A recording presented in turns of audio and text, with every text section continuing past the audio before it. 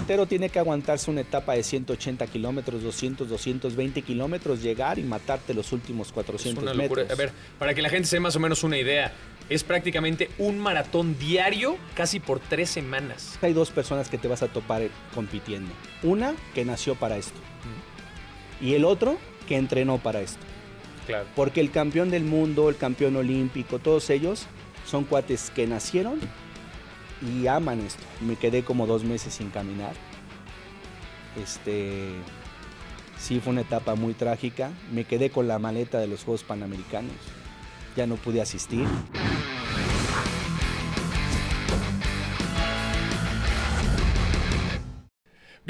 Bienvenidos nuevamente a la entrevista de 24 el día de hoy. Hemos ido cambiando de disciplinas a lo largo de las últimas emisiones y este vasto mundo nos lleva ahora a platicar de la disciplina del ciclismo con un referente mexicano que conoce de primera mano la experiencia que es estar montado en una bicicleta y de los riesgos que esto implica. Así es que le damos la bienvenida a nuestro querido coach Marco Navarro, que está con nosotros.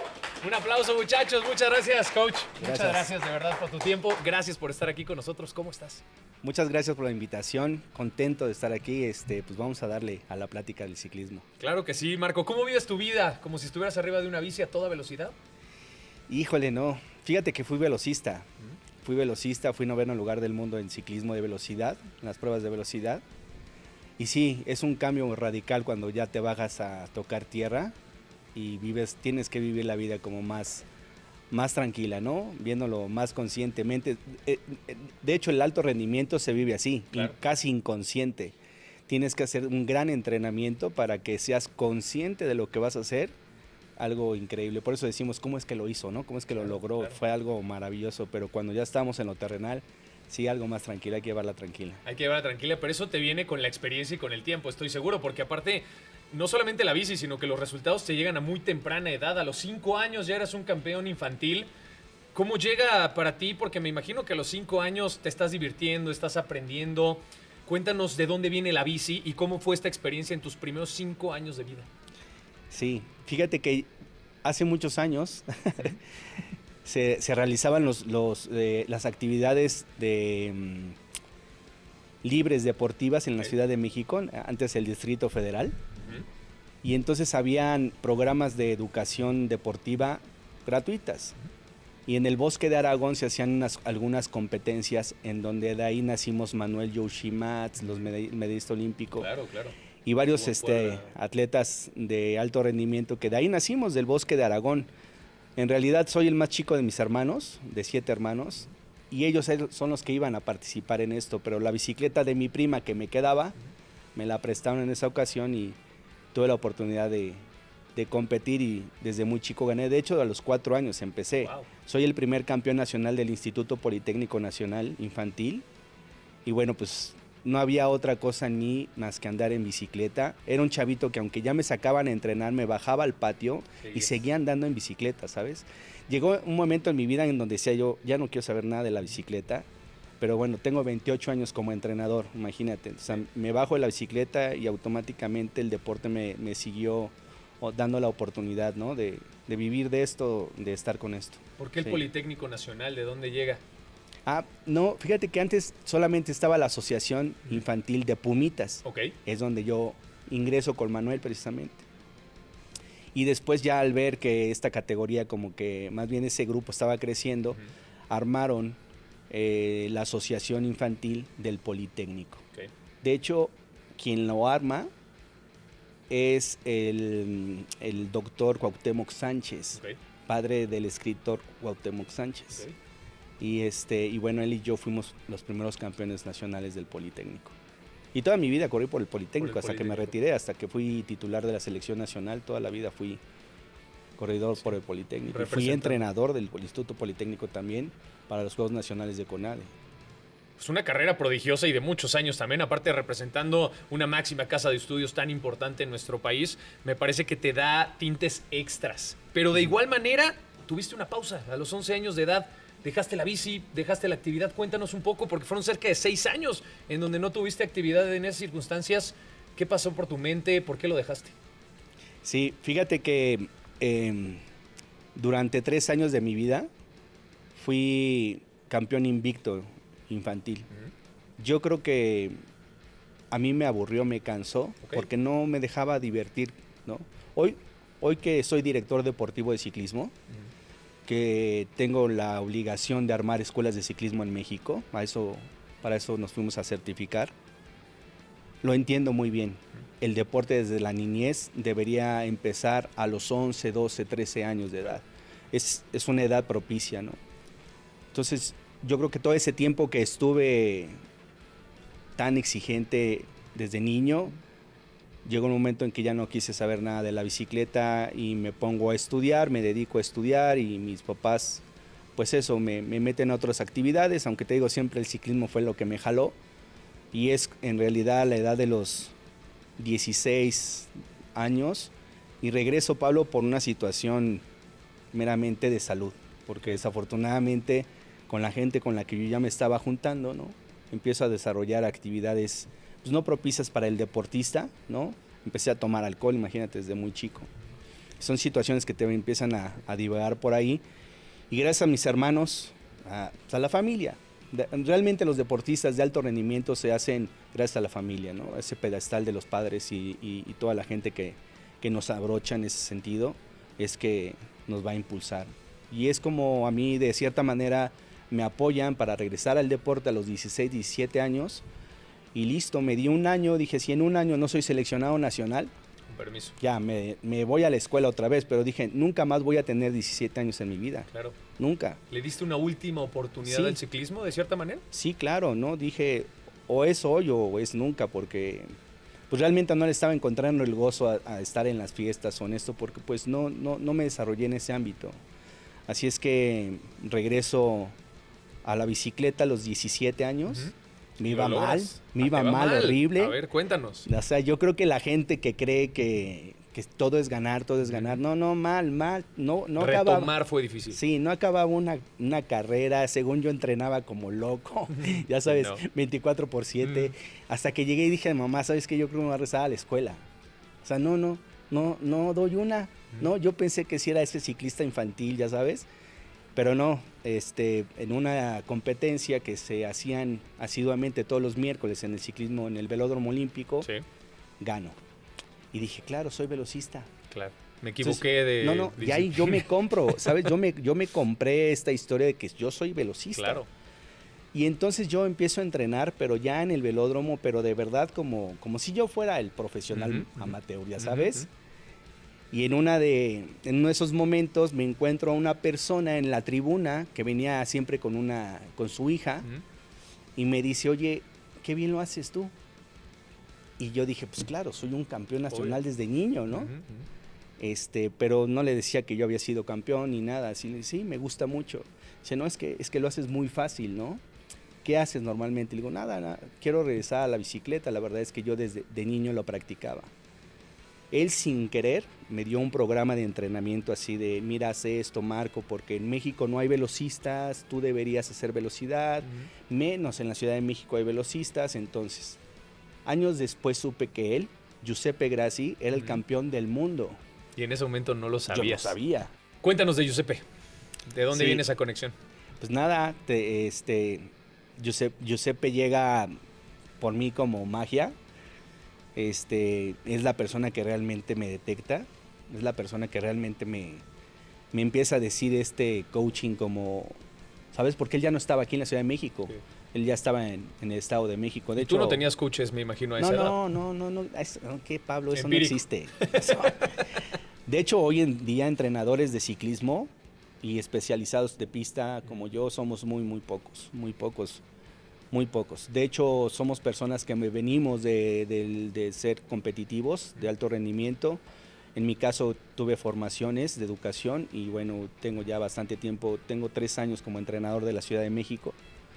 Pero Giuseppe formó parte fundamental del parteaguas que ocurre en mi vida, ¿no? Porque en un par de tiempo muy corto, como de 3 meses, me hace cambiar mi técnica, mi rendimiento. Llegan los días de pista y te voy a platicar algo que me pasó, porque me decía Giuseppe, es que si tú haces 11 segundos ahora en los 6 días de pista, tú vas a entrar a la selección mexicana. Entonces, ¿sabes? Para mí era Quedamos que un año, ¿no? Sí, Dije, sí. En un año. Es ahora o nunca. Entonces le digo a mis papás, ¿sabes qué? Es que me dicen que si hago 11 segundos entro a la selección mexicana. ¿Cómo crees? Sí, pero no tengo bici. Porque ni siquiera tenías bici propia. Porque ni siquiera tenía bici propia, era la bicicleta de la escuela de ciclismo. Claro. Entonces mis hermanos me dicen, pues vamos a comprarte una. Vamos a ver cómo la hacemos, te compramos una. Me compran la bicicleta, haz de cuenta, el martes. Llego el jueves a rodar con ella, solo en el velódromo. Giuseppe me regala unos pedales especiales que se utilizan para los velocistas, que son un Ferrari, de tres correas, y no lo pongo bien el pedal. Okay. Se me sale el pedal, me caigo, rompo la bicicleta, bajo con el mecánico, digo, ¿sabes qué? Se me rompió la bicicleta. ¿Cómo crees, Marco? Te lo juro. Se me cayó el pedal, no sé qué pasó y estoy bien lastimado.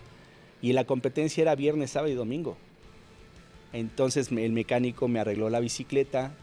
Pues nada, ya el otro día que era el festival, los 3 días de la Ciudad de México, hago 10:90, no solamente hice 11. Y ya cuando te encuentras en ese limbo, llega Giuseppe otra vez y me dice, te presto una rueda de carbono. En aquel entonces no había ruedas de carbono, como hoy vemos hoy en día, con mucha facilidad. ¿No? Y en aquel entonces pues, lo que pasa es que él iba muy seguido a Italia y nos trae una rueda de carbono trasera. Entonces, imagínate, era yo ahí el cuate de la escuela. Game changer, ¿no? Sí, totalmente. Eras el que traía el último modelo. Los amigos ahí de la escuela, así de, no, Marcos, que traes un avión. Y sí, llegué hasta la final, quedé en segundo lugar. Y ese fue mi paso a la selección. Entonces, yo formo parte, en realidad, de la preselección olímpica para España, para Barcelona 92. Éramos nada más como 10 ciclistas, íbamos a dar las marcas. Yo ya ni me lo creía porque pues yo llevaba un año que estaba en la bici, ¿no? Entrenando, y en poco tiempo ya estaba yo como dando las marcas para ir a los Juegos Olímpicos, muy rápido. Digamos que lo traías más allá de un tema de preparación multidisciplinaria, o sea, poco tiempo, lo cierto es, para dar ese salto a selección nacional. ¿Y con qué te encuentras en selección nacional? ¿Cómo es esa experiencia con los coaches, con los mismos compañeros? ¿Hay competencia interna? ¿Qué tan bueno es el ambiente? Cuéntanos un poco de esa experiencia. Sí. Pues mira, la rivalidad siempre debe existir y es algo que también en el alto rendimiento tú lo tienes que buscar. No puedes escabullirte de esto. Es más, para ser un buen competidor, Pablo, tienes que buscar a tus rivales. Si no te gusta competir, si no te gusta esta sensación de poder perder, poder ganar, no estás en ese rubro. Y yo tuve la fortuna de tener a 2 de los mejores entrenadores de velocidad que hubo en México. Uno checoslovaco, que fue entrenador de campeones del mundo juveniles en aquel entonces, y otro cubano que también era experto en potencia y velocidad, que fueron los que realmente nos formaron, no solamente a mí. Yo soy de la generación de Nancy Contreras, de Belén Guerrero. Gran generación de ciclistas mexicanas. Sí, de hecho Nancy entrena conmigo cuando ella era juvenil, yo era elite, y ella toda esa migración de ser juvenil sub-23, él la vivió conmigo. Yo le decía a Nancy, hubiera un campeonato del mundo de 500 metros o de 1 kilómetro, tú lo ganas. Y traía ese talento campeona desde del mundo, ¿no? Primeras edades. Sí, me preguntas por ese tema y la verdad es que hoy en día, te lo digo ya casi científicamente comprobado, lo primero es la genética. La genética de las personas que ya tenemos, esto es algo fundamental. Y después toda la estructura que tienes de disciplina y de pasión que le pones desde niño. Entonces, ¿el ciclista nace o se hace? No. ¿Cómo es? Yo creo que todos en realidad nacemos con una cualidad. Totalmente. Mira, yo le digo a mis alumnos, nada más hay 2 personas que te vas a topar compitiendo. Una que nació para esto. Y el otro que entrenó para esto. Claro. Porque el campeón del mundo, el campeón olímpico, todos ellos son cuates que nacieron y aman esto. Son súper disciplinados, así es que tienes que escoger por dónde es tu rubro, ¿no? Si naciste para esto, está bien, solo aplícate más para que tú logres escalar más lugares, ¿no? Pero hay gente, Pablo, que tú volteas, este cuate es nato, ¿no? Claro, tu entrevista de hace rato. Tal cual. Sí, por supuesto, ¿no? Hay claros ejemplos de esa situación. Claros ejemplos, totalmente. Ahorita tocando el tema de Isaac del Toro, ¿no? Chico que nació para eso. Que ahora es un fenómeno. Genética, ¿no? Totalmente. Así es que, Pues dentro de nosotros somos rivales arriba de la bicicleta, somos cuates que hay reglas de pelea de grupos. Si lo quieres No ver. escritas, de conducta. Sí, totalmente, ¿no? Total, pero, o sea, vamos, tú y yo somos super brothers, pero pues, en el velódromo arriba solamente uno va por México, ¿no? Y lo sabemos, y ese día casi ni nos hablamos y estamos como muy concentrados en ese tema, pero pues, es así. Es un deporte muy solitario. Sí, Pasas mucho tiempo en tu cabeza. sí, pero eso es algo que también como entrenador tienes que hacer que el atleta lo viva y se lo tienes que pedir. O sea, ¿qué tan bueno es entrenar en conjunto como ciclista? Muy bueno, Claro. porque hay muchas cualidades que puedes aprender, desarrollar, pero más individualmente, porque es donde te encuentras con tu soledad o es donde te encuentras contigo Con tus mismo. fantasmas. Y es donde tú andas caminando. Vamos, hace muchos años que yo hubiera tenido un psicólogo del deporte, nutriólogo, mi nutrióloga era mi mamá y te comías 3 cosas, ¿no? Sí, a ver, digo, para poner en contexto a la gente, estamos hablando de la década de los 80s, 90s, ¿no? Claro. Esa época donde te desarrollaste. Así es que hoy en día mi staff de gente con el que yo trabajo, pues yo tengo nutriólogos, tengo psicólogos, tengo fisioterapeutas y vamos canalizando a la gente del alto rendimiento en un chat, en un grupo y vamos viendo cómo vamos avanzando y mientras las otras personas que se van desarrollando en su individualidad, pues les vamos dando ese pequeño empuje, ¿no? Pero anteriormente los entrenadores que teníamos, pues lo eran todo, ¿no? Lo eran todo, eran de diferentes nacionalidades, algunos muy calientes, algunos muy frío, como Dushan, que era tajante, muy frío, pero yo creo que el valor que le ponemos a todos ellos es toda la expertise que tienen de venir con gente que siempre viene perdiendo, fracasando y los llevan al limbo, ¿no? Porque también estar arriba, Pablo, es un abrir y cerrar de ojos, ¿eh? Claro. Hoy estás allá arriba y después ya no estás. Y lo Desapareces. difícil no es ser campeón nacional, Mantenerte. sino lo pesado es que seas 4 años o 5 años o un Phelps de 12 años, eso está de locos, Eso ¿no? es, digamos, el siguiente paso de la élite del deporte profesional. Porque, a ver, en este proceso que tú llevas de selección nacional, tu objetivo era llegar a selección nacional, pero después me imagino que ahí viene, pues, los resultados, ¿no? ¿Por qué vamos? Cuéntanos esa experiencia de Puerto Rico en el 93. Sí, la medalla de plata de Vars. Pues fíjate que también esa medalla, para mí cuando me la platican, cuando más bien me preguntan por la medalla de los Juegos Centroamericanos de Ponce, Puerto Rico, anteriormente había una prueba que se llamaba tándem, no sé si la ubicas en el ciclismo. Cuéntanos. Es una bicicleta para 2 personas. Ok. Y en los años 80s, 90s agarró un auge muy arriba, ¿no? De hecho, se participaban en Juegos Olímpicos. Ok. Para que tú estés en Juegos Olímpicos como deporte, en muchos continentes debe llevarse a cabo esa disciplina. Ok. México era uno de los países que participaba en el continente, sobre todo en Centroamérica. Ok. Habían varios corredores de tándem. Yo fui el último mexicano, junto con mi compañero José Luis Morales, de haber participado en esa prueba. Éramos 3 personas. Bueno, 3 países. Claro. Vamos, ya la medalla estaba puesta, Ujú. ¿no? Para mí el logro de la medalla fue medalla de plata, pues fue eso, ir por la medalla de oro que en realidad no la ganaron por nada los cubanos. Ok. Pero mi logro más es haberle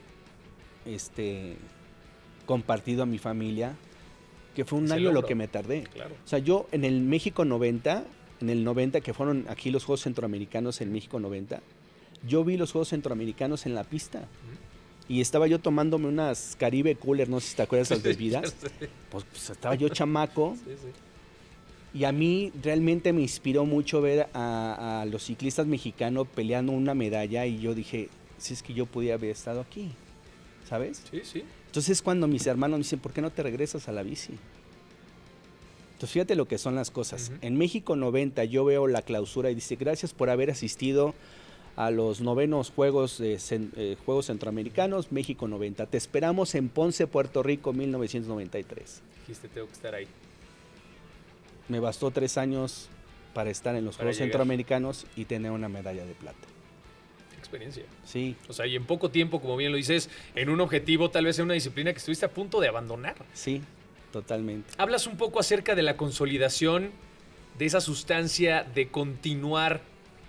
¿Qué pasó en tu proceso después de esa medalla? ¿Qué ocurrió dentro de selecciones nacionales? ¿Cómo llevaste esa parte de tu carrera en este nivel? ¿Por qué no se dio un salto más arriba?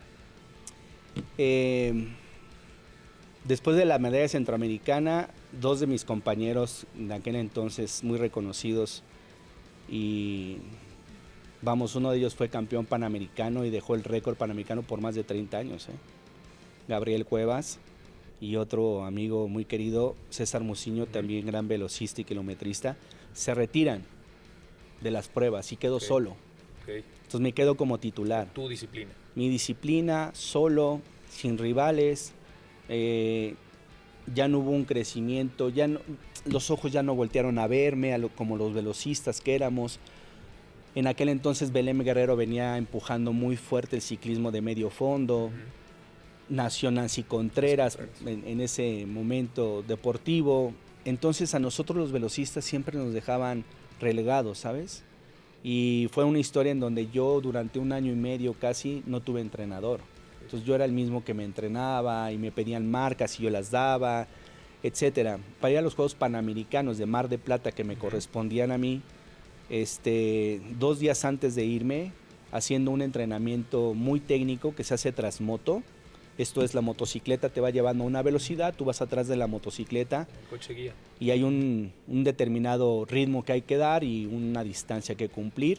Se me sale la rueda delantera de la bicicleta y me causa una hernia discal en L4, L5. Me quedé como 2 meses sin caminar. Sí, fue una etapa muy trágica. Me quedé con la maleta de los Juegos Panamericanos. Ya no pude asistir. Perseguí mi sueño por las copas mundiales y gracias a Alejandro Cárdenas, que en aquel entonces, pues Alex era así el top de la velocidad. Sí, claro. Y me decía, oye Marco, ¿por qué no te vienes a entrenar conmigo, con Ángel, ¿no? Era su entrenador y para que te recuperes. Y entonces Ángel es el que me entrena para recuperarme, porque te digo que mi entrenador teníamos, y regreso a las Copas del Mundo a correr. Porque en aquel entonces tenías que hacer puntos en las Copas del Mundo para asistir a los mundiales. Hoy en día es lo mismo, ¿no? Pero anteriormente, antes de mis generaciones, no era eso. Era así como, ¿cuántos llevas a las Copas del Mundo? A 5, pues órale. Vale. No, ya a mí me tocó esta onda de dar tiempos y dar puntaje, y es como logro ganar puntos en las Copas del Mundo. Quedó 7º, quedó 4º, quedó 9º, llegó al Mundial y quedó 9º en una prueba nueva que se estaba se llaman estas pruebas olímpicas, en donde son como de exhibición. De exhibición. ¿Sí? Claro. Sí las ubicas, ¿no? Sí, que están experimentando a ver si las convierten en olímpicas. Hoy en día ya es una prueba que se quedó, el keirin. Es un deporte muy bonito donde sale la motocicleta, van varios ciclistas atrás. Es el keirin. Esta prueba viene de Japón. Y ahí es donde yo tomo los puntos para ir a los Juegos Olímpicos. Atlanta 96, y desafortunadamente pues la Federación Mexicana de Ciclismo decide que ese pase olímpico se lo iban a dar a otra persona. ¿Se lo merecía? Pon tú que sí, pero no. Pon tú que sí, pero así lo dejamos. Muy bien, Marco. Sí, cuestiones políticas, ¿no? ¿Eso cómo te afecta personalmente? No, a ver, yo me retiré de ahí. Se acabó. Se acabó porque... Desencantado, molesto, no quería saber nada más. Totalmente. Pues imagínate, empecé a los 5 años. Claro. Y no fue una carrera fácil, y aparte fue una carrera exitosa. No me lo habías regalado, nadie me lo ganaste. Y desafortunadamente para mí era una prueba de exhibición, y afortunadamente para la persona que se la dieron, pues él venía de competir Panamericanos. No alcanzó en los Panamericanos a dar las marcas para ir a la Olimpiada. Sin embargo, ese boleto en la pista ya estaba, y lo único que hicieron fue migrar el keirin por la carrera por puntos. Y pues yo decido, me rindo, me salgo, ya no quise saber más nada de la bicicleta, precisamente por esa depresión, porque te digo, ¿no? Antes no habíamos psicólogos, ¿no? ¿Cómo a lidias lo mejor con si en aquel momento me hubieran... ¿La bici era tu vida? Sí, lo es, y no, después yo tuve que parar con el psicólogo, definitivamente tuve que parar ahí, porque no solamente me afectó la parte deportiva sino yo creo que fue la primera vez que yo veo una pérdida de vida. Claro. En mi vida. Claro. Vamos, a la fecha mis papás viven, gracias a Dios, tienen 88 años. Bendito sea. Pero yo creo que esa fue la primer pérdida que tuve, ¿no? El ya no ser. Y muy joven, porque yo me retiré a los 23 años. Joven, sin 23, duda. 24, cuando apenas estás en la cúspide de todo esto. Afortunadamente, te digo, siempre que me quise escabullir del deporte, me volvieron a jalar. Después estuve trabajando, formé parte de la dirección técnica de la Ruta México. Claro. Estuvo padrísimo eso. Inmediatamente después de retirado, Sí. ¿cómo haces las paces con el ciclismo? Yo entiendo que ya no como competidor, pero sí como entrenador o desde otro rubro. No, la vida te da revanchas. Ok. Siempre.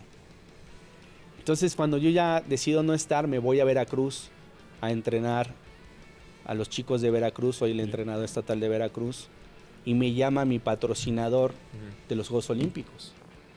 Y me dice, oye Marco, pues es que no has pasado por tu dinero ni por tu nada. O sea, no sabemos si vas a competir tú dijiste, o no. con permiso, y se quedan con sus changarros. Ajá. Y le dije, no, sí, voy a competir. Yo ya tenía como unos 4 meses que no me subía a la bici. Entonces, la última vez que participé fue precisamente en los 3 días de pista de la Ciudad de México, con una bicicleta prestada, porque ya había vendido mis bicicletas. Te comenté que no tenía bici, ¿no? Sí, correcto. Entonces, qué chistoso que entro El ciclista sin bici, irónicamente. Entro a la bicicleta sin bici y me salgo sin bicicleta propia. Y pues nada, estuvo padre porque gané 3 medallas de plata. Ahí cierro el ciclo. Yo creo que ahí me despedí por la buena. Hiciste las paces. No, y de hecho me preguntó el presidente de la federación en aquel entonces, ¿qué te gustaría hacer? ¿Es entrar a la selección otra vez o vente como entrenador? Dije, no, yo me voy como entrenador. ¿Sabes? Ya desde ese momento dije, no creo. Hasta aquí llegué. O sea, no voy a volver a creer en ti. Sí, claro. O sea, ya me lo hiciste una vez. Sí, obvio. Yo creo que me voy por la parte del entrenador y entonces pues yo ya venía muy bien trabajando con el estado de Veracruz y vamos, en aquel entonces pues hubo ahí algunos cambios y de repente se hizo la Ruta México. Uno de mis amigos estaba dirigiéndola. Ahí cambias el velódromo por la ruta, ya lo traías presente desde hace algún tiempo. ¿Cuáles son esas diferencias? Porque mucha gente diría, pues es ciclismo de todas maneras, ¿no? Sí, es muy diferente. Sobre todo porque aunque eres velocista, piensas que ser un sprinter, que es el nombre que se le da al más veloz, digamos, que va al frente del equipo. Ajá. No deja de ser un rutero con esas cualidades de sprinter, ¿no? Un rutero tiene que aguantarse una etapa de 180 kilómetros, 200, 220 kilómetros, llegar y matarte los últimos 400 es una locura. metros. A ver, para que la gente se dé más o menos una idea, es prácticamente un maratón diario casi por 3 semanas. Llevas el cuerpo al límite. Así es. Una locura. ¿Cómo te preparas para ese tipo de pruebas? Hay muchas metodologías hoy en día. Ha cambiado mucho la metodología de entrenamiento. Anteriormente se hacían muchos kilómetros, era un volumen exagerado de kilómetros. Hoy en día ya no, hoy sí se cuantifican mucho, sobre todo por la potencia, por lo que se puede medir. Yo creo que es uno de los deportes más beneficiados con la tecnología del ciclismo, porque sí podemos medir mucho el rendimiento aquí, en corto. Anteriormente teníamos que llevarte a lugares especiales para hacerte pruebas, hoy no, hoy todos los días te puedes estar checando. Y nos damos cuenta que ya no es necesario el volumen. Por eso también hoy ves que la calidad de los atletas son muy jóvenes. Sí. O sea, ¿cómo lo lograron tan jóvenes? Por eso, porque van migrando fisiológicamente su cuerpo desde la velocidad a la potencia y ahí se están. Claro. Entonces ya se dieron cuenta que sí, no es necesario meterle tanto volumen, ¿no? Para nosotros como ciclistas de pista, migrar al ciclismo de ruta es verdaderamente muy complicado porque son distancias muy largas, las fibras musculares estuvieron desarrolladas y trabajadas para otro tipo de trabajo muy corto, ¿no? Aún Jessica Salazar, que corre el medio fondo, es una prueba de 30 minutos, sin agua, a full, ¿no? Entonces, y en el ciclismo de ruta, olvídate, no hay esas pruebas, no existen. Creo que la única que sí es la contrarreloj. Ajá, sí, que ese es de rapidito y lo de 25 más kilómetros. Que es como la prueba de velocidad, justamente en el atletismo, los 100 metros planos. Así es, pero es muy diferente. ¿Qué encontraste en el coacheo ¿Decidiste ser coach o fue algo que ya estaba puesto y dijiste, sé de ciclismo, por aquí va mi carrera? ¿Y qué encontraste en esa postura o en esa manera de interpretar el ciclismo desde otro punto de vista? Yo tenía un médico del deporte, Salvador Garayzara Boroa, en paz descanse. Él fue de los primeros médicos de antidopaje en el COI. Él fue mi médico mucho tiempo. Y él me decía, Marco, ¿por qué no te vuelves entrenador? No hay entrenadores de pista. Bueno, vamos, no hay entrenadores de ciclismo. Deberías migrar a este punto. La verdad es que nosotros vemos que por lo que te hicieron, bueno, por lo que pasó en el ciclismo de pista, y vemos que están empujando mucho a Belém y a Nancy. Yo creo que va a ser, o te vas de México y haces unas cuestiones en otros países para que tú resurjas como ciclista, o por qué no te dedicas al entrenamiento. En aquel entonces la Escuela Nacional de Entrenadores Deportivos habían sacado una nueva certificación para todas esas personas que veníamos de ser deportistas de alto rendimiento, que teníamos mucho conocimiento empírico y que nos hacía falta profesionalizarlo. Entonces ahí soy de la primera camada de estas personas que nos capacitamos en este sistema de capacitación como entrenador deportivo, y ahí es donde yo surjo como entrenador. Y mis primeros entrenamientos que hago, Pablo, son de triatlón. Porque entonces él, en aquel entonces era asesor de Nelson Vargas, y llevaba toda las acuáticas, la natación, y aparte él fue entrenador de los marchistas, ¿no? Tanto de Raúl González como de Carlos Mercenario. Claro. Entonces el atletismo y la natación la tenía resuelta, pero dice, pero ayúdame con el ciclismo. Y él en realidad es quien me apoya y me arropa y me enseña fisiología del deporte desde su parte médica, y me encantó. Me encantó, y desde entonces, desde los 25 años creo, lo ejerzo, y me ha apasionado mucho.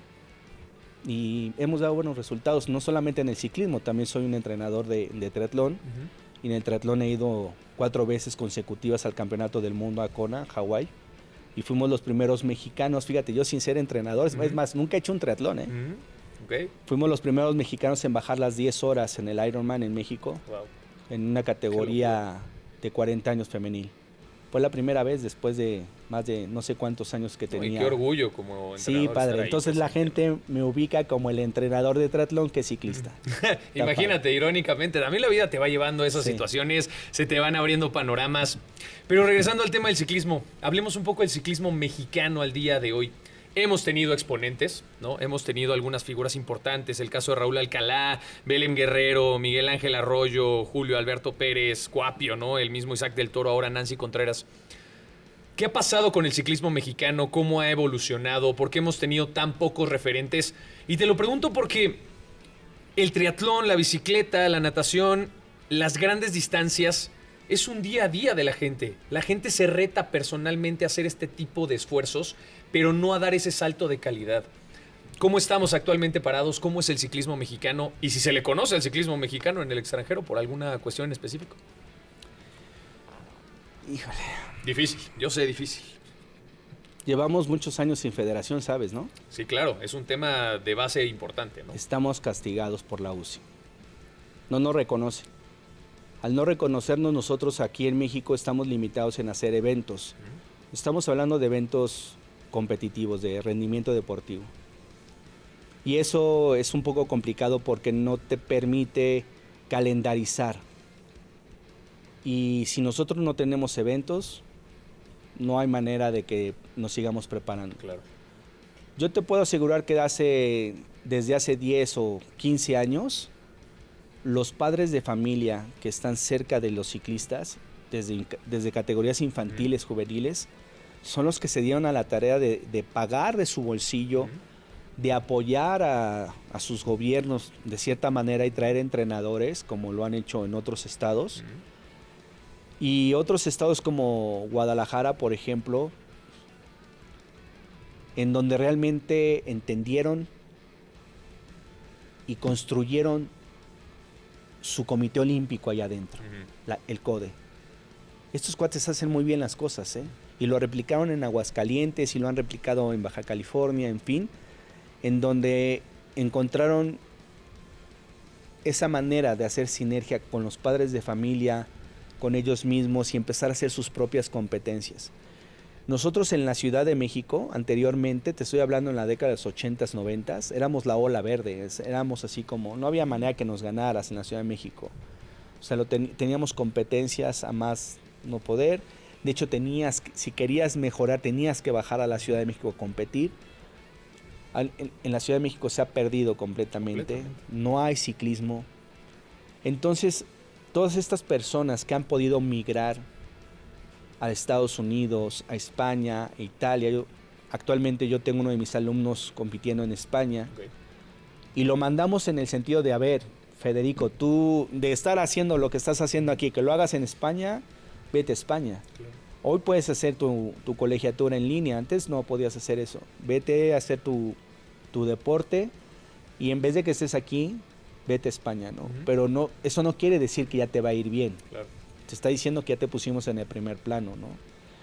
Pero si no fuera por los padres de familia, Pablo, yo creo que se vería muy, muy, muy negro todo el deporte del ciclismo.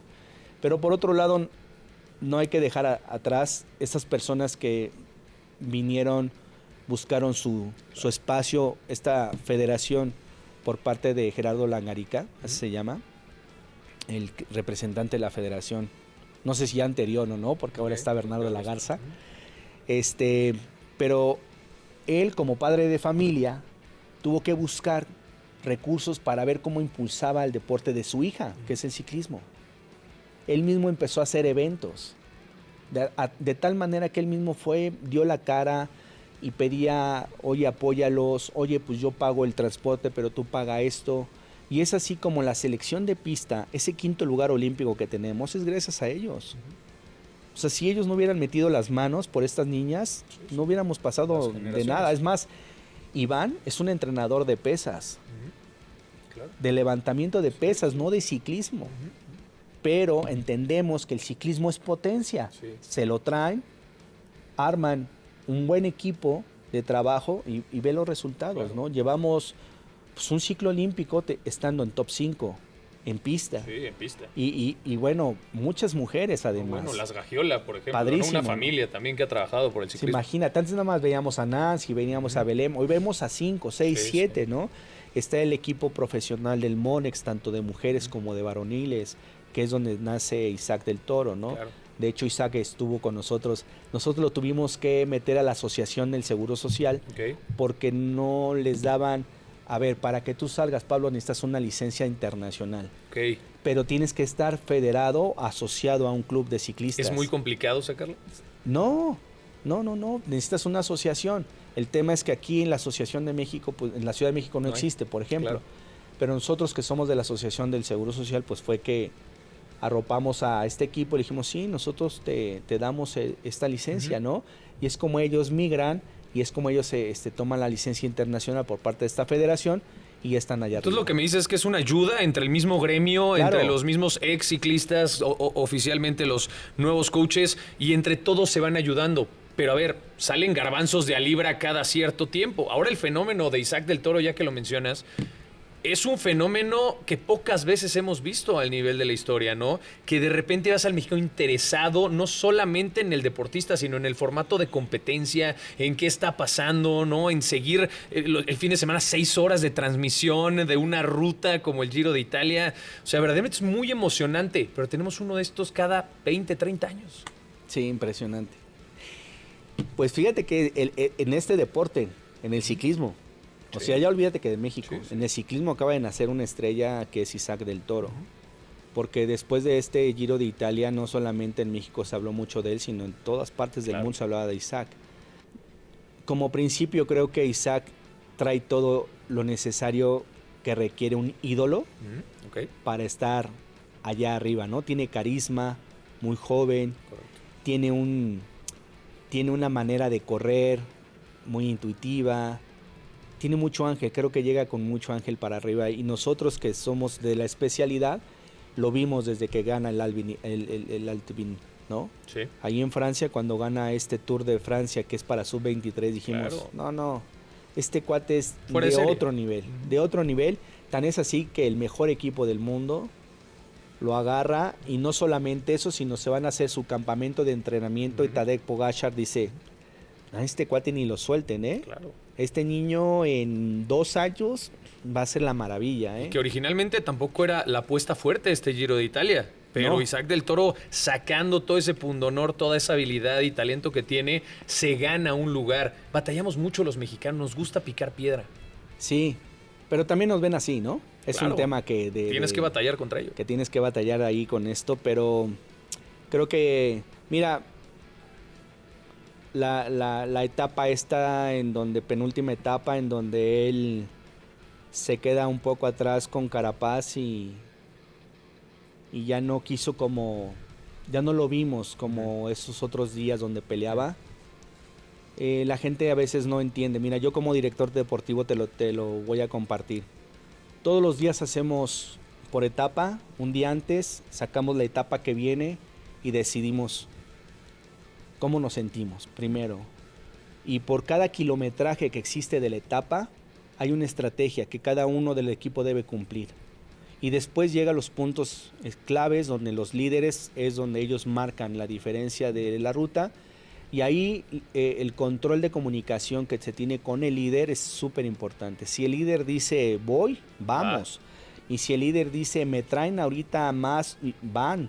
Claro. Pero si el líder dice ya no voy, pues ya no vas. Y tú por más que le grites al Chícharo y le digas es que Isaac, Nada. ya no voy. Solamente él pudo haber sentido lo que físicamente venía y yo creo que fue su mejor decisión. Eso habla de madurez, mucha gente lo ve de otra manera. Nosotros en el deporte, en este deporte sabemos que debes tener valentía, Arriesgas la vida todos los madurez días, ¿eh? y decir, ¿sabes qué? Listo, ¿no? Hasta aquí está bien. Él ya no quiso jalar, yo tampoco, yo vengo muy mal, no me va a dar para estar en el podio. Igual me voy a arriesgar muchos. Claro. Y luego te das cuenta, pues eso, es un chamaco de 20 años, 21 años, muy noble, que entra a una gran empresa en donde le quiere, pues que todo salga bien y le quiere hacer caso a todos bien, ¿no? No quiere pelear y está bien. O sea, al final de cuentas yo creo que también 11 días haberse quedado con el jersey como líder fue Histórico. una locura. Una locura. En cualquier día se lo hubieran quitado y fue una locura. Fue algo muy valiente por parte de Isaac habérselo peleado, ¿no? Pues ojalá y tengamos mayores referentes, ¿no? Que sigan saliendo grandes ciclistas. Y parte importante son ustedes como coaches también, Marco, de llevar a estas nuevas generaciones al siguiente nivel, ¿no? De inculcar valores, de forjar esa mentalidad. Y creo que en esa parte también la responsabilidad es grande. Un ciclismo mexicano que tendrá que ir mejorando de a poco, ¿no? En algún punto, porque hay grandes y apasionados referentes como lo eres tú, y por eso queremos agradecerte que hayas estado aquí con nosotros. Gracias. Redes sociales, algún mensaje que quieras mandarle a todos los nuevos ciclistas o la gente que está interesada tal vez en triatlones, Ironmans, y en dónde te pueden ubicar. Estoy en las redes como Coach Marco Navarro. Ahí realmente es donde me pueden encontrar. Y bueno, actualmente yo tengo mi propio equipo de ciclismo y de triatlón. Se llama Zen Bike. Okay. Precisamente este año cumplimos 15 años. Felicidades. Fuimos los pioneros en hacer un entrenamiento indoor en un aparato que se llama rodillo libre. Okay. Que ese aparato tiene más de 100 años, pero pues nadie lo había visto al mercado. Y fue alguna innovación padrísima. Actualmente te digo, como director de deporte del ciclismo, formo parte de los capacitadores del Instituto del Deporte, precisamente para abrir nuevas escuelas de ciclismo a nivel no solamente estatal. Ojalá que podamos abrir varias escuelas en toda la República Mexicana y que se acerquen con mucho gusto para apoyarlos y sobre todo asesorarlos desde la niñez, ¿no? Que es lo más importante. Solamente ahí es donde vas a emerger para que tú en unos 4 o 8 años puedas tener atletas de buen rendimiento deportivo. Coach Marco Navarro, muchísimas gracias por tu tiempo. Y antes de despedirnos, queremos ejecutar una dinámica antes de que te vayas. Tenemos una dinámica de 24 segundos. Como bien sabes, este espacio tiene muy fresco el número 24 y queremos aprovecharlo. Sabemos que tú como velocista, la diferencia entre el primero, segundo, tercero o último lugar puede ser de segundos, ¿no? Sí, 23 segundos pueden ser el tiempo más largo que hayas tenido que experimentar en tu vida. Y nos encantaría hacer un ejercicio de visualización contigo, que estoy seguro que lo practicas con tus alumnos y con todos aquellos ciclistas y personas que están en tu equipo. Que nos regales 24 segundos descritos de alguna competencia que tú elijas de tu carrera. Puede haber sido la medalla, pudo haber sido algo que disfrutaste mucho, pudo haber sido en cualquier momento de tu carrera. Pero si nos regalarías cerrar tus ojos, visualizar y regalarnos 24 segundos de lo que estés viviendo en ese momento arriba de la bici, las molestias, la hidratación, la mentalidad. Un pequeño ejercicio para quedarnos con esa experiencia de un ciclista, aunque sea vivir 24 segundos lo que puede llegar a pensar un ciclista en una experiencia tan extenuante como son los retos. Entonces le voy a pedir a la producción si nos puede poner el cronómetro en 24 segundos, por favor. Yo te voy a decir tiempo cuando termine y tiempo cuando arranque. ¿Te parece bien? Ok, me Perfecto, parece bien. Marco. Pues arranquemos en 3, 2, 1. Adelante. Bien, salir rodando al velódromo, sacar la bicicleta de pista, hacer unos estiramientos, subirte a rodillo libre para calentar un poco, después subirte a la bicicleta otra vez de pista, hacer un transmoto, concentrarte, ponerte la música que necesitas para motivarte, bajarte otra vez, poner bien los platos, las llantas, que quede todo perfecto al aire y solamente pensar en ganar. Gracias, Marco. Muchas gracias. Tiempo, 24 segundos. Así se prepara un ciclista previo a una gran prueba. Muchísimas gracias, coach. Gracias. Estamos ahí al pendiente. Ya te seguiremos en las redes sociales y Así es. bienvenido cuando quieras. Gracias por acompañarnos. Gracias, un gusto.